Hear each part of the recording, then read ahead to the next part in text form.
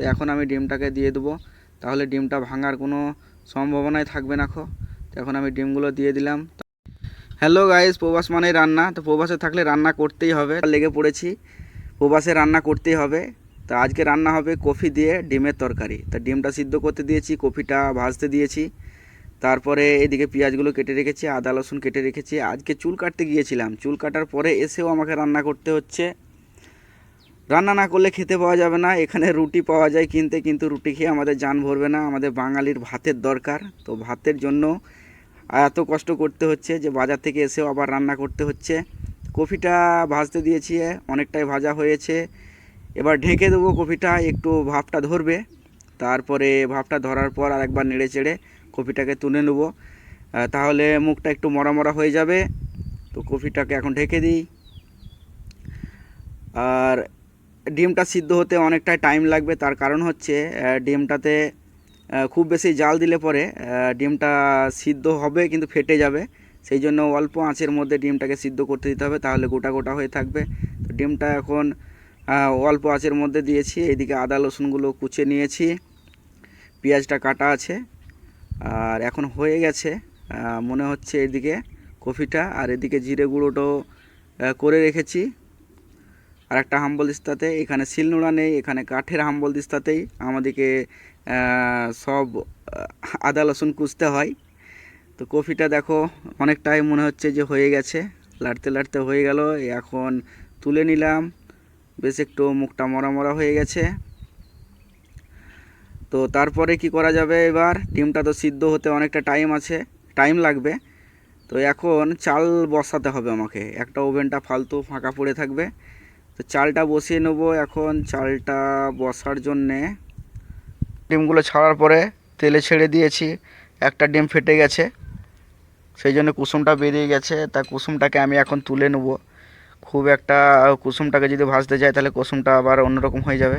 তো কুসুমটাকে তোলার পরে আরও যে চারটে আছে ডিম, সেই চারটা ডিমকে ভালো করে একটু ফ্রাই করে নেব, তাহলে ভালো হবে একটু। আর এখানে বেগুনটাকেও ভাজতে দিয়েছি, বেগুনটাও ভাজা হয়ে গেলে পরে বেগুন কফি ডিম সব এক জায়গাতে রেখে দেবো। আর এদিকে পায়রা রান্দা কিছু কালকেকার আছে, এই পায়রা রান্দাটা ফেলান চলে যাবে, সেই জন্যে এই কফিতেই পায়রাটাকে দিয়ে দেবো, তাহলে মাংসটা ফেলা যাবে না, পায়রার মাংসটা যেটুকুনি আছে। তো এখন বেগুনটাও ভাজা হয়ে গেছে অনেকটাই, এদিকে পেঁয়াজগুলো কুটা হয়ে গেছে। আর এখন তোলা হয়ে গেল, দেখো বেগুনটা তোলার পর এখন দিয়ে দেবো পেঁয়াজগুলো। তো পেঁয়াজগুলো দেওয়ার পর পেঁয়াজের একটা মশলা তৈরি করতে হবে। তা পেঁয়াজটা মশলা তৈরি করার জন্য প্রথমে আমাকে লবণ দিয়ে দিতে হবে। লবণটা দিয়ে দিলে পেঁয়াজটা একটু তাড়াতাড়ি গলে যাবে। তো এখন আমি পরিমাণ মতো লবণ দিয়ে দিলাম।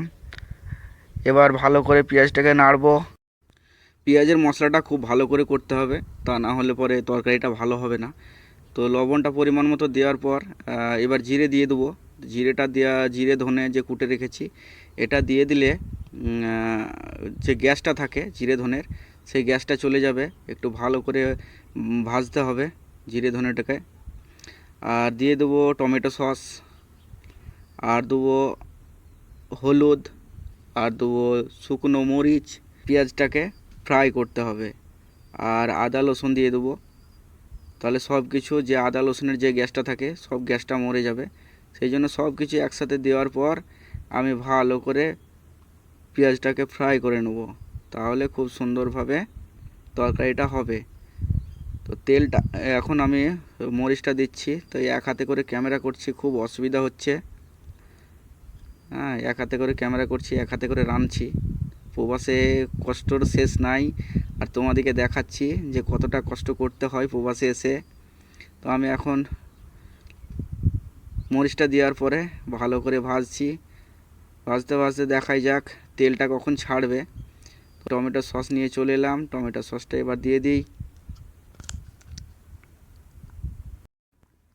এখন মশলাটা দেখে মনে হচ্ছে আলু উষ্ণ টাইপের হয়ে আছে, তো একটু আমাকে পানি দিয়ে দিতে হবে। পানি দিয়ে ভালো করে নাড়তে হবে, তাহলেই মশলা থেকে তেলটা ছাড়বে। হ্যাঁ, তো আগে টমেটো সসটা দেওয়ার পর পানিটা দেবো, ভালো করে নাড়ার পরে দেখে পানি দিয়ে দিয়েছি, দেখো ফুটতে লেগেছে। পানিটা বেশ ফুটছে, আর এদিকে একদিকে তেলটাও ছাড়তে লাগবে আস্তে আস্তে। মশলাটা যতক্ষণ পরিপূর্ণভাবে না হবে ততক্ষণ এই যে ডিম কফি যেগুলো ভেজে রেখেছি সেগুলো দেওয়া যাবে না, তাহলে গন্ধ করবে একটা জিরে জিরে। তো যতক্ষণ না তেল ছাড়বে মশলা থেকে ততক্ষণ আমাকে ফুটাতেই হবে। তো এখন দেখো অনেকটাই তেল হয়ে গেছে, ছাড়ছে। তো এখন আমি পায়রার মাংসতে দিয়ে দিয়েছি মশলাগুলোকে। তো পায়রার মাংসটাও একদিকে একটু ভাজা ভাজা হয়ে যাবে, আর এদিকে কফি আলু আর ডিমটা যেগুলো তোলা আছে সেগুলোকে ওই মাংসর মধ্যেই দিয়ে দেবো।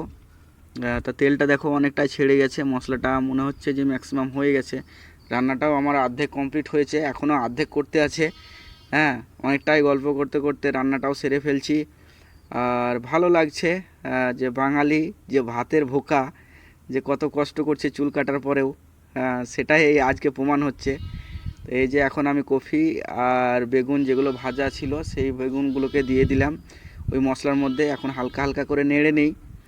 হালকা হালকা করে নেড়ে নিলে পরে মশলাটা খুব সুন্দরভাবে মেখে যাবে। তো এখন ডিমটা দেওয়া যাবে না, ডিমগুলো দিলে পরে ডিমগুলো ভেঙে যাবে, সেই জন্য ডিমটাকে আলাদা করে রেখেছি। তো আগে ভালো করে কষে নিই কফি বেগুনের যে মশলার সাথে দিলাম। কষে নেওয়ার পরে দেখো এখন আমি পানি দিয়ে দেবো। পানি দিলে পরে তরকারিটা যখন ফুটবে তখন আমি দেবো ডিমটাকে। তো তার আগে ডিমটা দেওয়া যাবে না, ডিমটা যদি দেওয়া হয় আর নাড়াচাড়া করা হয় তাহলে অসুবিধা হবে। তো আর ফুটতে লাগলো এখন। তো এখন আমি ডিমটাকে দিয়ে দেবো, তাহলে ডিমটা ভাঙার কোনো সম্ভাবনাই থাকবে না।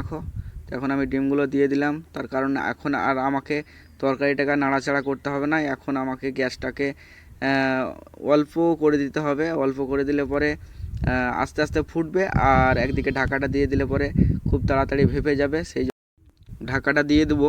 তো ঢাকাটা দিলে পরে খুব সুন্দরভাবে ভাববে আর খুব সুন্দর সিদ্ধ হয়ে যাবে।